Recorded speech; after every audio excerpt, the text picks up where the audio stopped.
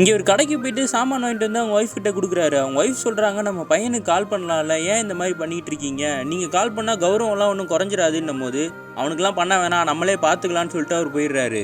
Wife கேட்குறாங்க, எப்படிங்க நம்ம சமாளிக்கிறது, எவ்வளோ நாள் நம்ம சமாளிப்போம் அப்படின்னோடனே அவங்க புருஷன் சொல்கிறாரு, இந்த அவனுக்கு அவ்வளோ அக்கறை இருந்தால் அவன் பிள்ளைக்கு நீயே ஃபோன் போடுன்னு ஃபோனை கொடுத்துட்றாங்க. இவங்களும் அவங்க பையனுக்கு ஃபோன் பண்ணிவிட்டு, ஏன்டா ஃபோனே பண்ண மாட்டேற, பெரிய ஆள் ஆகிட்டியான்னு கேட்டால், அப்பா தானே என்ன ஃபோன் பண்ணக்கூடாதுன்னு சொன்னார் அப்படின்னு அவன் சொல்கிறான். அப்பாவுக்கு ஒன்று திட்ட கூட உரிமை இல்லையாடான்னு இவங்க கேட்கும்போது, அப்பா தானே சொன்னார் என்னை வீட்டுக்கு வராத, ஃபோன் பண்ணாதுன்னு, அவர் சொல்கிறது தானே நான் பண்ணிக்கிட்டு இருக்கேன்னு இவன் சொல்கிறான். அவங்க அப்பா பின்னாடி இருந்து சத்தம் கொடுக்குறாரு, அவனுக்கு இஷ்டம் இல்லைன்னா விட்டுரு, என் மருமகளையும் என் பேரனையும் வீட்டுக்கு அனுப்ப சொல்லு, ஒரு தடவையும் அவங்க வருவாங்க, நான் ஏங்கிக்கிட்டு இருக்கேன், இவங்கிட்ட நான் என்ன பர்மிஷன் வாங்க முடியுமான்னு அவர் கேட்குறாரு. தெரியுமா, நான் மீட்டிங்கில் இருக்கேன், நான் அப்புறமா பேசுகிறேன், நான் ஃபோனை கட் பண்ணி விட்டுறேன். அவங்க அம்மா ஃபீல் பண்ணிக்கிட்டு இருக்காங்க. அவங்க அப்பா வந்து சொல்கிறாரு, பசங்க எப்பயுமே வளர்ந்ததுக்கப்புறம் தூரமாக போயிடுவாங்க, நம்ம மட்டும்தான் அங்கேயே இருப்போம்னு சொல்கிறாரு.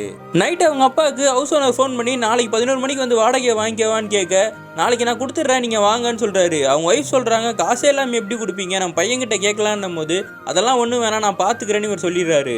இவங்களும் அடுத்த நாள் வெயிட் பண்ணிக்கிட்டு இருக்காங்க. கதவு தட்டுற சத்தம் கேட்குது. ஓப்பன் பண்ணி பார்த்தா அவங்க பையன், அவங்க மருமக, அவங்க பேரன் எல்லாரும் வந்திருக்காங்க. பேரனும் ஆசையாக போய் அவங்க தாத்தாவை கட்டி பிடிச்சிட்டு உட்காந்துருக்கான். யாருக்கும் வெயிட் பண்ணிக்கிட்டு இருக்கீங்களான்னு அவங்க பையன் கேட்கும்போது, அதெல்லாம் ஒன்றும் இல்லையான்னு சொல்லி சமாளிக்கிறாங்க. கொஞ்ச நேரத்தில் ஹவுஸ் ஓனரும் வந்து நேராக அவங்க பையன்கிட்ட போய் டாக்குமெண்ட் ஒன்று கையில் கொடுத்துட்டு, எல்லாம் சரியா இருக்கான்னு பார்த்துக்கோங்க, நீங்கள் அனுப்பின காசு எல்லாமே வந்துருச்சு, நான் போயிட்டு வரவான்னு சொல்லிட்டு கிளம்புறாரு. இவங்க அப்பா அம்மாவுக்கு ஒன்றுமே புரியல. அப்பாவோ பையன்கிட்ட என்னப்பா நடக்குதுன்னு கேட்டால் அவன் பையன் சொல்கிறான், ஹவுஸ் ஓனர் ஃபோன் பண்ணி 2 மாதமாக நீங்கள் வாடகை தரலன்னு சொன்னார், எங்கள் அப்பா கிட்ட வாடகைலாம் கேட்காதீங்கன்னு சொல்லி என் கையில் இருக்க சேவிங்ஸு இன்னும் கொஞ்சம் காசெல்லாம் போட்டு இந்த வீட்டையே வாங்கிட்டேன்ப்பா, இது உங்களுக்காகப்பா வீடு அப்படின்னு சொன்னோன்னா அவங்க அப்பா அழுதுகிட்டு இருக்காரு. இந்த பையன் சொல்கிறான், நான் அந்த வீட்டை விட்டு தான்ப்பா போனேன், ஆனால் உங்களை விட்டு போகல அப்படின்னு சொல்லி கையை நீட்டுறான். அவங்க அப்பாவும் அந்த பையனை ஆசையை கட்டி பிடிச்சிக்கிறாரு. பெற்றவங்களுக்கு பிள்ளைங்க இதோட பெரிய சந்தோஷம் என்னங்க கொடுத்துட முடியும்.